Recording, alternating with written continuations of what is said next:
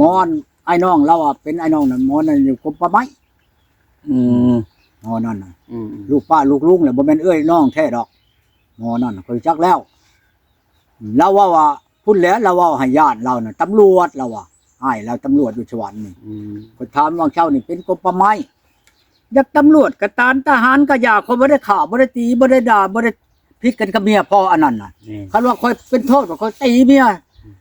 หน้าไข่หนังนุ่มฉันชีดาทับพี่ฮีแม่นั่นอันนั้นค่อยถือว่าผิดอันนี้คนบ่ได้ว่าหยังว่าผิดกันโน่นนั่นป่าว่าด้วยน้ำแกงจังซี่น่ะหลักเมื่อก็เมื่อเลยเมื่อแล้วเจ้ามักไผเอาไผก็เอายก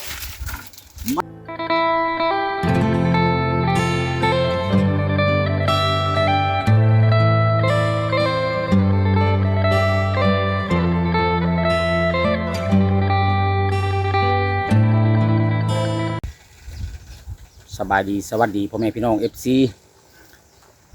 ของบ่าวกับไพเบิร์ดสู่ขู่สู่คนพี่น้องบ่ว่าจะเป็น FC ทางภายในหรือว่าต่างประเทศเนาะก็ยินดีต้อนรับเข้าสู่ช่อง YouTube บ่าวกับไพมื้อนี้ทักทายสบายดีกันมื้อนี้ก็อยู่ที่นาพ่อเฒ่าจันก้อนพี่น้องเดินทางมาหาพ่อเฒ่าจันก้อนคือได้ยินข่าวว่าทางป้าบุญเพิ่นนี่บ่มาแล้วพี่น้องเอ้ยตอนนี้ก็สิมาให้กำลังใจทางพ่อเฒ่าก้อนเนาะเฮ็ดจังได๋พี่น้องคนเคยฮู้จักฮักแพงกันไว้ก็จักสิว่าจังได๋เลยพี่น้องเอ้ยทุกคนมันก็มีอายุหลายพอสมควรแล้วสันเนาะโอเคพี่น้องตอนนี้ก็มาฮอดสถานที่บ้านที่เพื่อนของพ่อเฒ่าก้อนไปที่เยี่ยมห้อยพี่น้องเลยก่อนจะเข้าไปหาทางพ่อเฒ่าก้อนก็ฝากกดแชร์กดไลค์กดติดตามเด้อพ่อแม่พี่น้อง FC พวกให้บ่าวกับไผมีกำลังใจได้ถ่ายทำคลิปโอเคพี่น้องบ่ต้องรอหลายอย่าห่างไปพี่น้องไปนั่งโอ้นั่งลมน้ำพ่อเฒ่าก้อนพร้อมกันกับบ่าวกับไผเลยพี่น้องเลยถัดมาทางนี้บัดนี้พี่น้องมาฮอดทางบ้านทางเฮือนพ่อเฒ่าก้อนเป็นที่เยี่ยมห้อยโอ้ผักหญ้ากะนี่นะพี่น้องป้าบุญเพิ่นเมื่อต้นพริกจนเหี่ยวบ่ได้มีพุทธพี่น้องเลยตอนนี้ก็มาฮอดที่ห้อยหนองปลาเขานำยังพอได้พดหันพดหนีอยู่ได้นะมีปลาซิวปลาจังลายอยู่พี่น้องเลย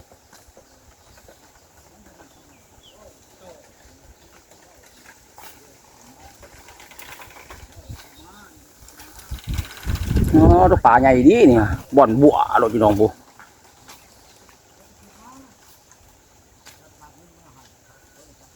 หมังเหนียวไหลดีนี่ฮะ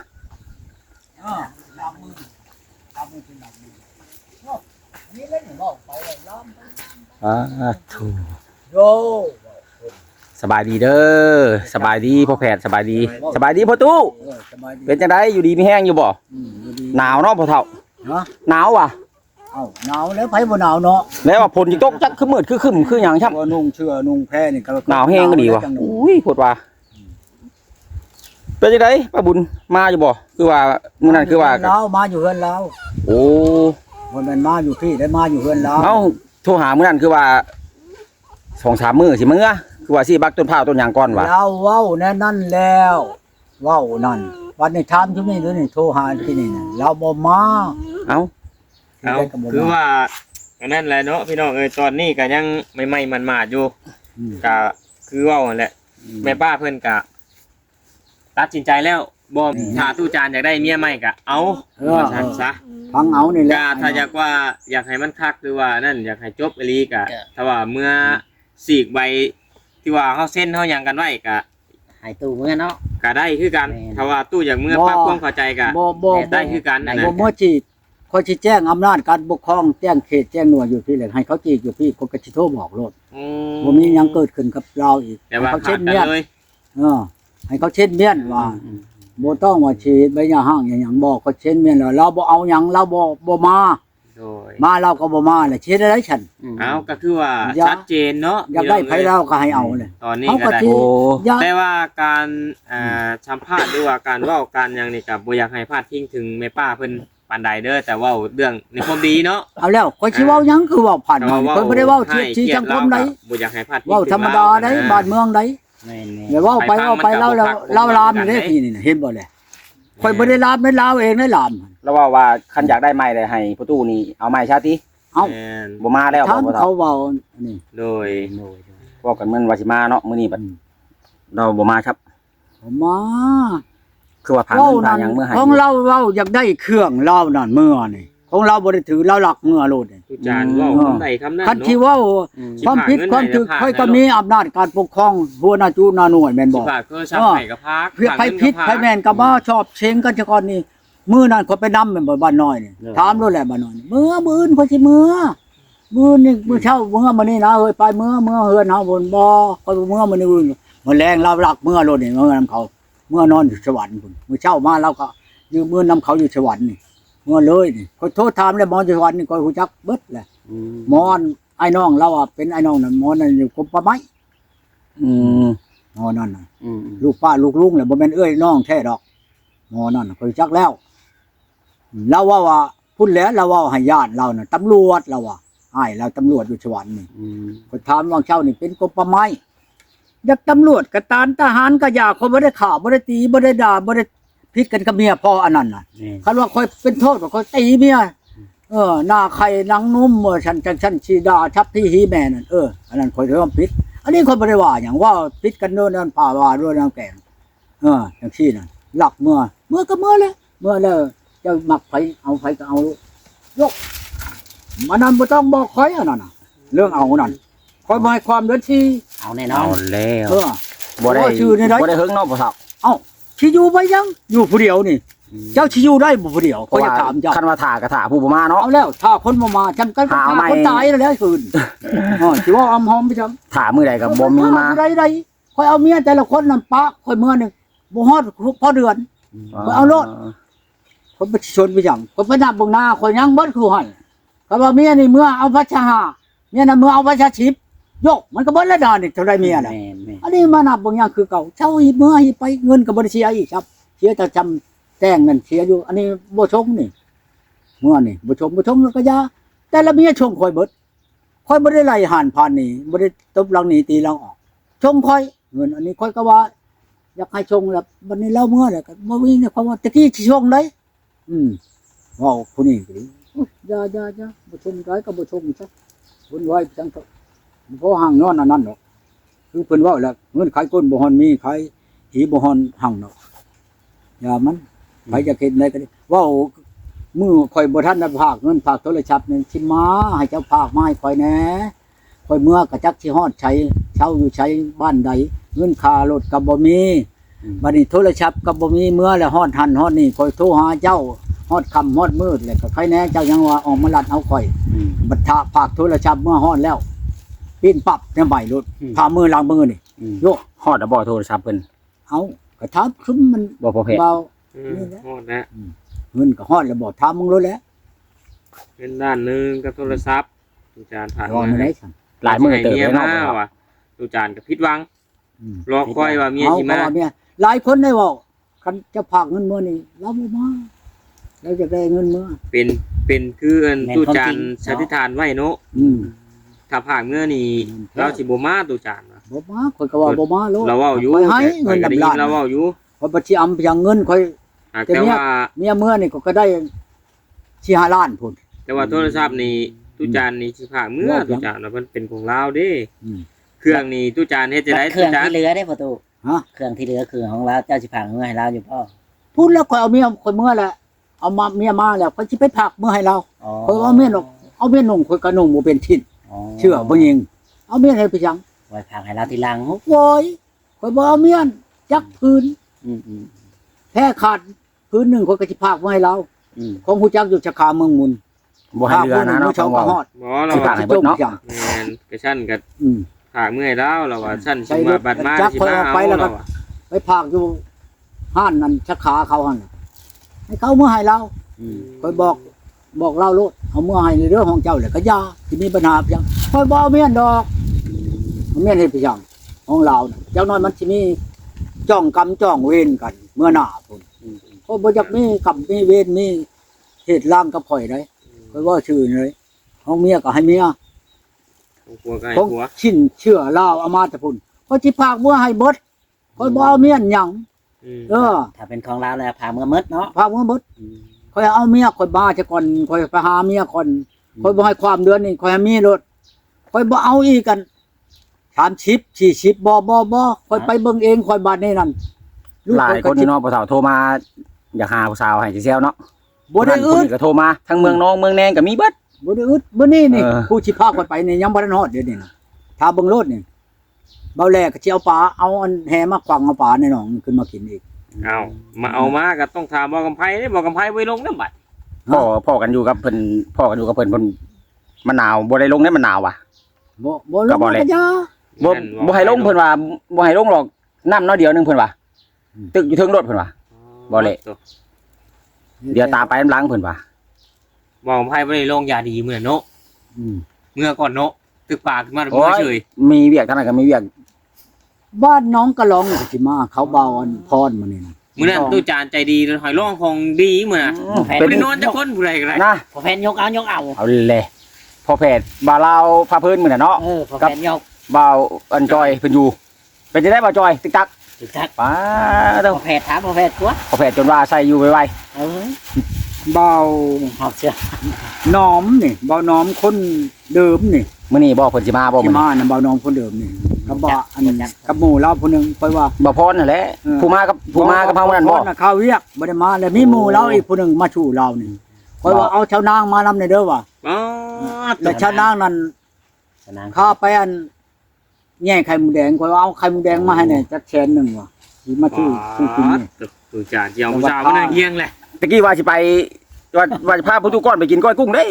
มีโอกาสจักมื้อว่าเนาะพวกเราเว้ากัน เขาให้ลงไปกินกุ้ง อยู่ ตัว ใส่ กุ้งอ เนี่ย ยู่ใช้ตู้จาน กุ้งชาวนางหมดแล้วน้องชาวนางหมดแล้ว ไปมื้อนี้ตู้จาน บ่ไปมื้อนี้ บ่ไปมื้อนี้ โอ้เล่ มือคนไปคนสิโทรหาดอกก็อยากไปน้ำข่อยก็ดีลัดกันอยู่พุ่นรถก็ได้ ตู้จาน เอาแต่ว่าเขามามื้อนี้น่ะสิพัดชานงานเขานี่เขาสิพาข่อยไปอันเชฟปูนมื้อใด ไปเมืองน้อง มื้อใด ไป มัน เมือง มี น้อง โอกาสนี่ข่อยให้พาไปโลดนี่ บัดนี้ผู้จักได้เนาะพ่อเฒ่า อืม ผู้จักว่าในใดเราก็บ่มาคันจะได้ไม้ก็ให้หาไม้เลย เราบอกพอแห้งเลยเอาใหม่ก็เอาใหม่ สิชวนผู้ตู้ขึ้นเมืองน้องพุ่นแหละ บ่ว่าแต่เมืองลาวฮอดอเมริกาพวกนี้เราว่าอยากเอาไปเขานี่มันบ่แม่นพยานผู้เดียวดอกเบิดทวีป แม่น สิวุ่นวายเพียงเราบ่มาเราก็บ่มาโดนนี่ เดี๋ยวป้าโทรมาอีกเด้อ บ่แม่น บ่น้อม น้อม คุยกันอยู่ เนี่ยใด อยู่เรือนเมื่อกำลังจะไปเนี่ย อยู่เฮือนสิเอาหยังมากินมื้อนี้นั่น อยากเจอว่าจะชิวชมตำไก่ย่างนั่นแหละที่ร้านเฮ็ดกินได้ยังสบาย แล้วแต่ มาแล้วได้เฮยทาอยู่นี่หากนมาฮอดนี่ นี่เบาแพทย์เบาอันกำไพ มาป่ะ ฮะ มีไผมาเลย ขับไผกำไผ หลายได้มามื้อนี้ฮะชามแล้วมาฮอดนี่นั่นชามคนแล้วจักหน่อยกะชีเบาแลอีกนี่ ว่า หิมะมาตกลงกันขึ้นเชฟปูนนี่ เออ นั่นใดก็ไปแท้ๆเชฟปูนนี่ไปกับไป อันนั้นน่ะใจเจ้าแล้วสิพาเป็นอันผู้นำหน้านี่เอามาโลดเด้อก ำลังมากำลังไป ขึ้นพุ่นนี่แห้งสิหนาวฝนตกช่ำอีกจังเนาะ อยู่ไส ถึงหมดแล้วบ้านเฮาช้ำนี่ยันว่าอยู่พุ่นมันหนาวกว่านี้ ตกกระยามันดอกตกยามนี่น่ะมันก็บ่สิบ่อยู่ฮอดอันพอ2ชั่วโมงดอกตกแห้งก็ดีมันดูดดินฮอดปานนี้นั่นมันก็ดูดลง ขึ้นไปคือมาจะตกอยู่ทางเหนือมื้อครับ ยามัน อันนี้มันตกอยู่พุ่นใดนี่ตกอยู่เวียดนามนี่ มื้อนี้เด้อตู้จาน ข่อยบ่ได้โทรถามเวียดนามนี่ โอ้โทรถามพลอีก เอาอันคนที่ฮู้จักข่อยอยู่เวียดนามชองชาวคนผู้ใดโทรมาเป็นอันนี่ข่อยน่ะ เชียวเวียดบ่ตู้จาน จานไม่ธรรมดามี เขาไปเฮียนไปหยังนั่นแต่เช้านี่ตั้งแต่4 โมงโทรมาแต่อันนั้นพุ่นญี่ปุ่นพุ่นเป็นหนาวบ่ตู้หนาวว่ะอีกเบิดเดือนนี่สิลงไปหาหมอนโอเล่นั่นมาโลดท่าเด้อมีของต้อนเด้อจันโยเอาหยังเงินมาต้อนโยมีนั่นแหละบ่เฝ้าลวงเว้าลวงหน้าดอกญาติมันบ่ได้เพิ่นเอาบ่ได้เพิ่นว่าสิมีเครื่องต้อนสิได้หยังมาต้อนนั่นเอาขนมบ่วะ ผัวเราก็ดี ก็จักว่าได้ผู้สาวน้อยมาต้อนก็มีได้ โอ้ยมันบ่มีดอกเดี๋ยวนั้นนั่นไผสิเอาผู้ชาวมาต้อนเจ้า แนวโนตู้จาน บ่ได้ยันว่าอยากมาดิ แต่ให้หมู่เว้าให้นี่กระเทิงยืนได้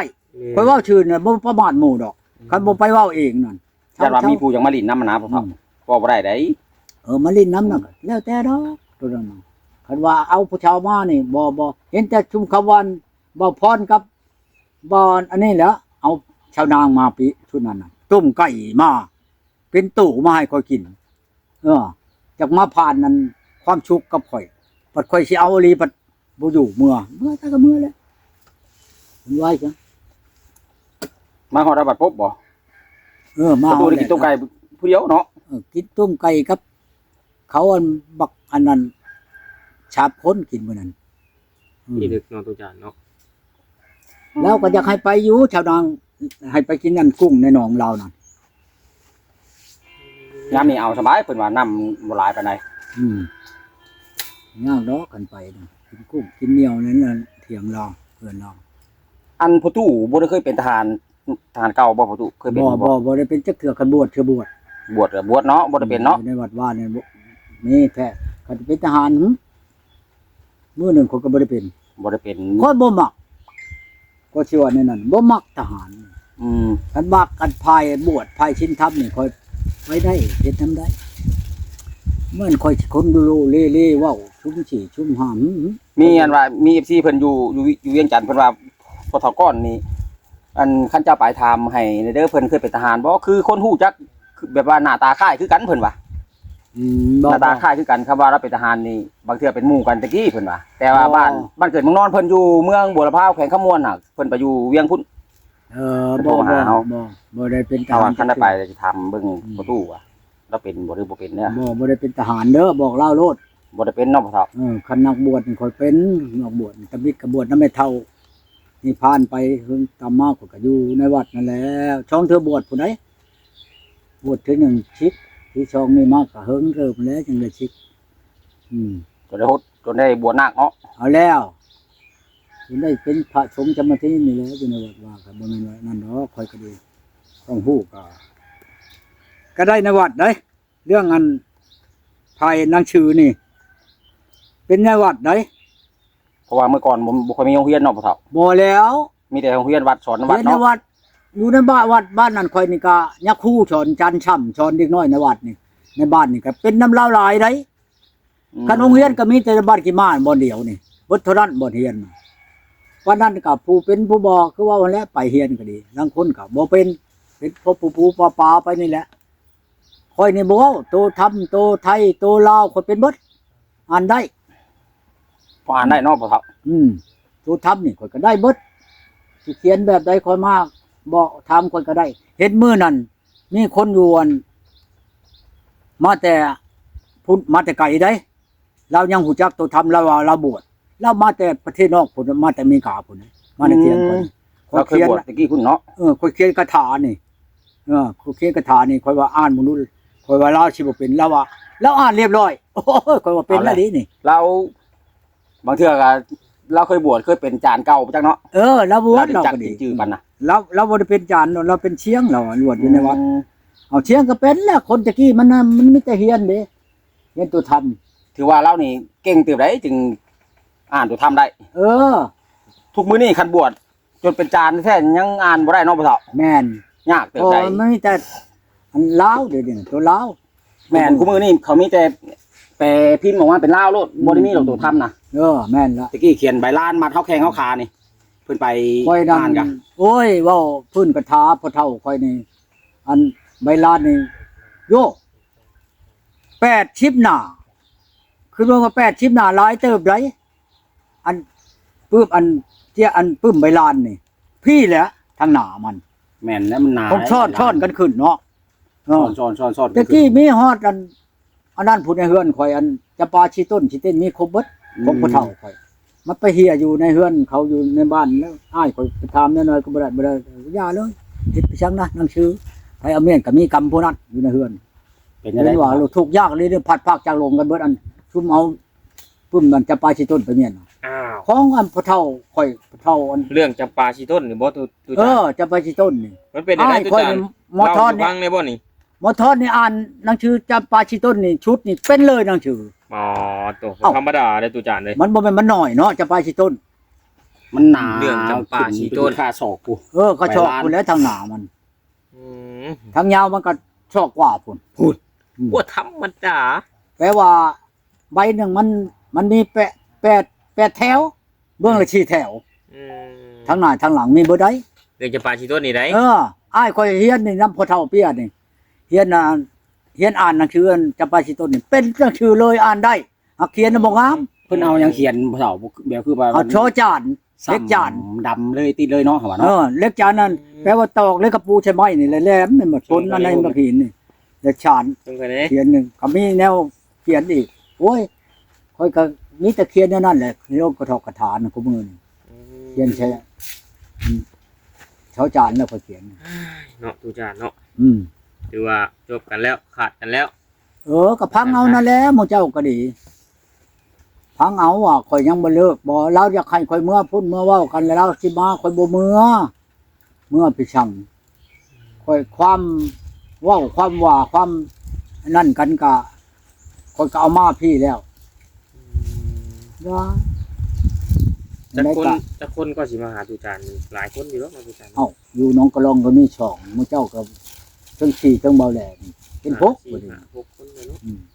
ถ้าข่อยไปได้เมียข่อยมาแล้วนั่นได้ผู้ลูกได้เมียข่อยมานั่นเอาให้พระเจ้ามาอันนั้นโอ้นี่เมียตู้จันก้อนมาอีกแล้ว คนบ้านนั้นชื่อจังชันออกโลดชื่อแนวนั้นบ้านนั้นเมืองนั้นออกโลดบัดนี้ประกาศเลยโลดข่อยสิเอามาแล้วข่อยสิผูกคอพอแขนแล้วข่อยสิไปสัญญาพุ่นทาสพุ่นกับเมียผู้นี้นั่นสิเอาคักๆได้บัดนี้ตะกี้ก็ว่าสิเอาไปอันผู้นี้ก็ดีไปทาสพุ่นไปอันไปแก้ไปยังกันสิไปนะพากันไปถ่ายรูปถ่ายห้อยแน่อยู่ทาส หน่อย แล้วเมื่อก่อนเมื่อแล้วเห็นได้ฉันมันเป็นแล้วเราจะให้เมื่อเว้ากันโอ้ยเมื่อเว้าบ่เป็นคนบ่เมื่อคนบ่มีความเว้าคันนี้ยังคอยก็ให้เจ้าเรามาเว้าพี่เลยเราก็บ่มาคือนี่เราก็ไปหาลิ้นตาหาหัวอยู่ในเรือนอ้ายเราพุ่นจนเบิดขึ้นตะแกรงตามเราจะไปใช้กับไปคงเราห่างจากครอบครัวไปแหละตามเราแล้วมันก็ดีแต่เว้าแต่พวกมื้อนั้นเนาะฮอมุกเว้าจะเจือคอยว่ามาได้เขาขึ้นฮอดเจ้านั่นได้ก็ดีมาแต่ก่อนเลย ยังกินฮอด คือ เลย แม่น เนาะ เล่นเพียงยังกันก็มาเว้ากันอยู่พี่ก็ มันอยู่นำกัน ชิมาแล้วนั่นก็ชิมาอยู่เว้าน่ะวัดเงินกับโทรศัพท์ฮอดเราเลยบ่ สำคัญกับจังแล้วคือกันกับเราจากเมื่อแต่ก่อนเราแต่งเครื่องปึ๊บปับแล้วว่าขอเงินค่ารถเรา ช่องเทื่อนี่บ่ อืม เทื่อหนึงอ่ะแต่ง ชุดนี้แหละบ่แม่นชองชุดนี้แหละ เทื่อเดียวเลย เราแต่งเงินเครื่องแต่งหยังใช้กระสอบแล้วเราค่อยบ่เอาหยังเราค่อยขอเงินค่ารถเมื่อระยะเราค่อยบ่ให้คันเอาเงินให้เจ้าช่ำกันก็คนจ้างเจ้านี่ อ้าว ค่อยบ่ให้ไดค่อยบ่ได้อยากให้เจ้าไปบ่อยากให้เจ้าเมื่อไดเราเว้านะเราว่าคันถ้าเจ้าบ่ยึดโทรศัพท์ค่อยแม่นน่ะค่อยก็บ่เมื่อดอกเราว่าเพราะได้ค่อยโทรหาลูกหาเต้าค่อยบัดเราเมื่อฮอดนอนเราว่าถ้าเจ้าภาคโทรศัพท์ไม่ค่อยฮอดมื้อใดค่อยเมื่อนั้นเราว่ากับเงินมันบัดเมื่อฮอดแล้วก็เว้าในไม้โลดหันค่อยจังว่าเว้านำได้บ่เว้านำผู้นี้เว้าบ่ได้กินไปอยู่ปับไปอยู่ยังเอาบ่พอเราอ้อยเอาเงินนั่นเป็นไดพักค่อยนั่นฉันจะ